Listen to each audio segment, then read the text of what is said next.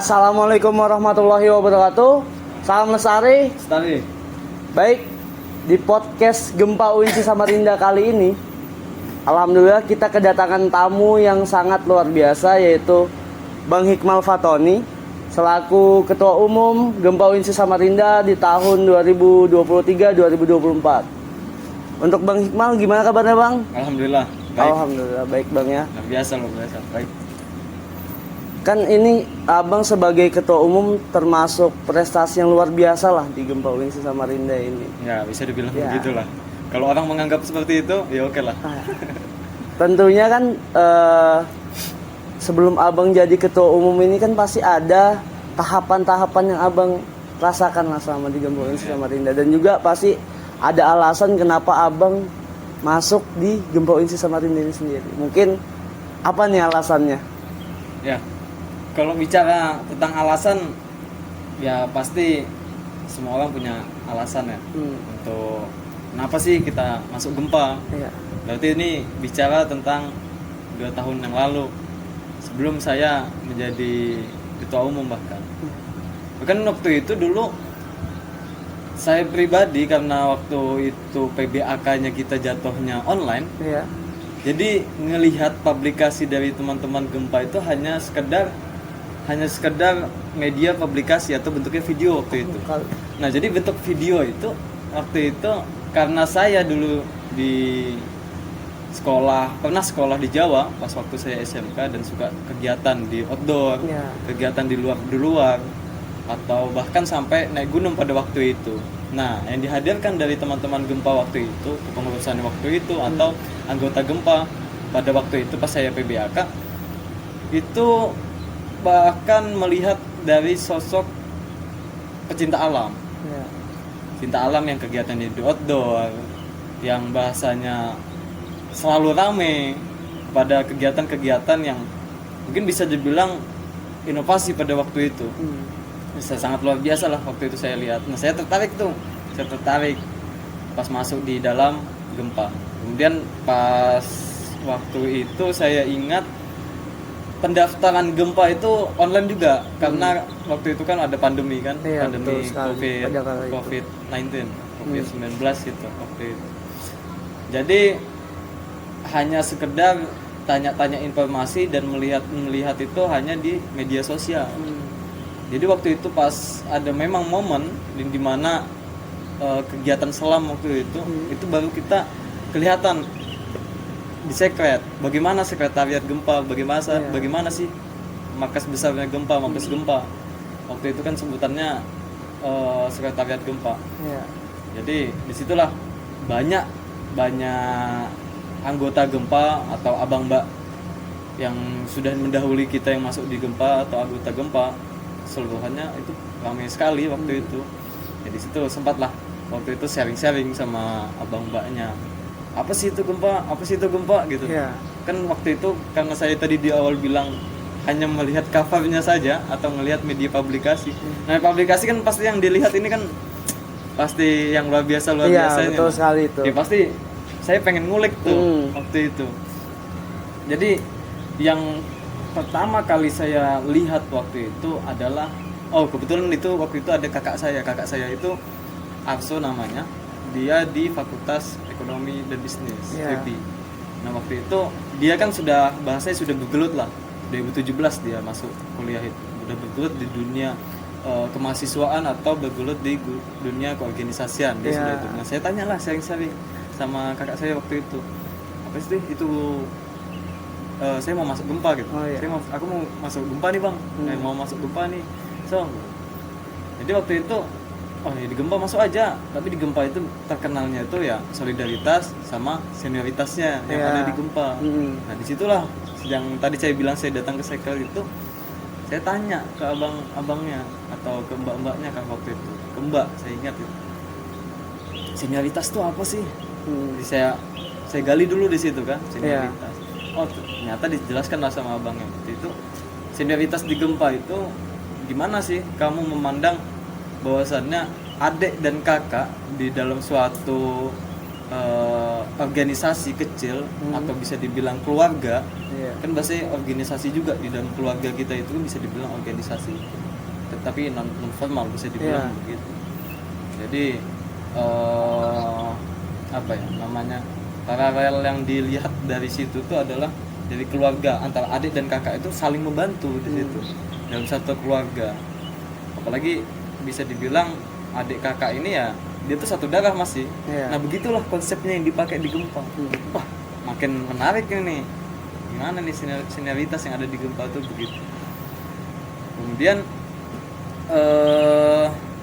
bisa dibilang kegiatan pertama waktu itu seleksi alam kan yang kita tahu, seleksi alam namanya orientasi, yang dimana orientasi Gempa ini memperkenalkan apa sih itu Gempa. Nah disitulah makin banyak keilmuan yang bisa saya petik di situ adalah dari masalah kegempaan, sejarahnya, bagaimana anak Gempa ini memandang sejarah yang ada di Gempa itu bagaimana sih. Habis itu internalisasikan di dalam diri kita untuk pemahaman dengan sejarah itu bagaimana sih. Itu sangat terasa. Bahkan yang saya salutnya waktu itu sejarah pendirinya sekian persen lebih banyak itu masih ada catatannya, masih ada bentuk tertulis ataupun sumbangsi pemikiran waktu itu yang masih dituangkan. Makin gubu waktu itu di situ. Kemudian pas selam saya menjadi calon anggota itu, sempat ada satu momen di mana para pendiri, Bapak Agustus senior tua 2003, 2004, angkatan Bang Daus, habis itu pendiri Bang Obi, Mbak Ele ada di sekretariat. Nah, makin menarik lagi nih. Maksudnya manusia atau orang tua kita atau pendahulu kita yang pendiri ini masih ke sekretariat ini ngapain sih? Dia kan lebih baik mikir keluarganya nggak sih? Mikir keluarganya, lebih baik mikir ke depannya bagaimana keluarganya ini bisa enak lah hidupnya. Tapi kok masih peduli gitu sama organisasi kita. Kan itu menjadi suatu tanda tanya tuh. Itu jadi suatu tanda tanya baru menurut saya yang bisa dijadikan suatu hal baru. Ini organisasi yang sangat luar biasa, sampai yang sudah lulusan 2000 pembaruan daerah, bahasanya zamannya evolusi waktu itu kan itu zamannya nggak enak lah. Tapi sinap-sinap itu ada tuh bahkan sampai sekarang itu masih ada. Itu herannya waktu itu pas CA.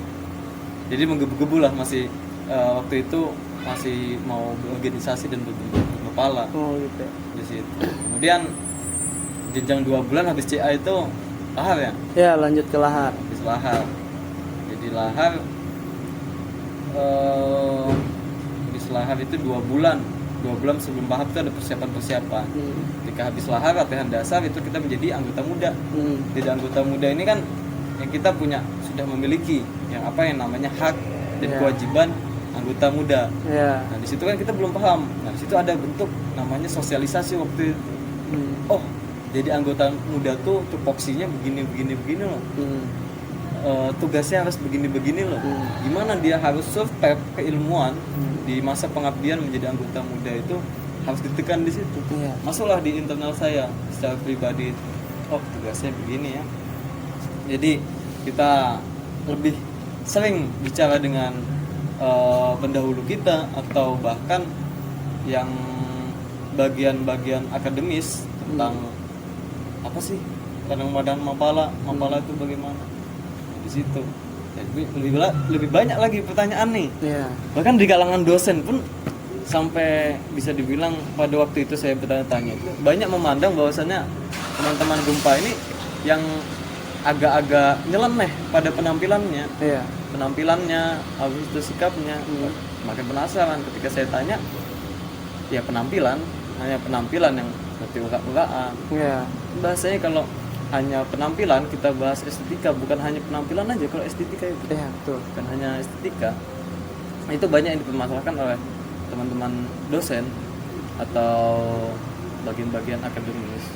tapi hubungan kita sama dosen-dosen, entah masalah diskusi tentang apa namanya, tentang masalah pecinta alam, tentang kebijakan-kebijakan, itu tetap kita lakukan hal layaknya umumnya pada mahasiswa, pada dosennya. Itu masalahnya ya, itulah sedikit banyak kenapa alasan masuk Gempa. Bahkan bisa saya bilang yang saya sampaikan itu karena itulah saya masuk Gempa. Kalau alasan ditanya alasan cinta sampai sekarang, bahkan sampai jadi ketua umum ini, bilang ketika kita cinta gitu kan, kita cinta itu tidak ada alasan. Bahkan sampai dulu tuh ada Mbak Tejo bilang cinta itu ya tidak ada karena apa-apa. Ketika karena ada apa-apa dia itu semua kalkulasi. Itulah sedikit banyaknya yang itu sih. Kalau alasan sampai sekarang tuh karena ada terus yang keilmuan yang kita bisa up terus. Terus ada yang kekuatan kita, gimana sih caranya kita pengen bertanya, habis itu diaktualisasikan dari diri kita sendiri atau diimplementasikan dalam kehidupan sehari, itu ada sedikit banyaknya itu. Dan bahkan seorang pecinta alam itu bisa dibilang dia tidak jauh yang dari namanya kode etik. Itu mungkin nanti itu ya, alasannya itu nanti ya. Ya itu sih kalau mau alasan itu ya dari awalnya dari CA bahkan sampai AM itu yang bahasanya kita banyak sekali menemukan apa sih itu bermapalah. Ketika itu sudah AP, habis itu sudah AI sampai sekarang saya nyatakan ya saya sudah apa ya, bisa memposisikan yang awalnya dulu betul-betul nggak tahu, sekarang sudah agak tahu, bahkan nanti sampai maksimalnya harus lebih dalam lagi, harus timbul, bahkan setiap harinya itu pasti ada timbul selalu pertanyaan tentang pecinta alam itu seperti apa sih. Secara umum bahkan kita katakan pecinta alam itu yang mencintai lingkungan segala macam kan, mencintai lingkungan. Tapi secara penerapan di dalam hati yang kita memahami, ketika kita memahami kode etik keseluruhan itu kan Tuhan yang lain, itu kan bisa di kita upgrade setiap saat gitu, bahkan sampai ke kita mati pun nanti tetap bisa terpakai. Nah, itu sih kalau alasan sedikit banyaknya. Kalau dari saya itu Bang Warek. Berarti untuk alasan kenapa bisa suka sama Gempa tuh dari kekeluargaannya juga Bang ya, kekeluargaan yang ada di Gempa Unsur Samarinda. Ya luar biasa. Memang bisa kita lihat sampai saat ini juga Gempa Unsur Samarinda kan untuk kekeluargaannya itu sangat erat. Memang saya akui itu memang itu. Makanya saya juga dulunya juga kaget, bahkan sampai pendiri-pendiri yang memang pertama kali ingin memikirkan Gempa ini seperti apa ke depannya itu masih ada sampai sekarang. Ya. Mungkin masih apa ya? Ikut serta dalam kegiatan. Ya. Dan itu kan sangat yang organisasi yang sangat luar biasa. Iya betul. Gitu.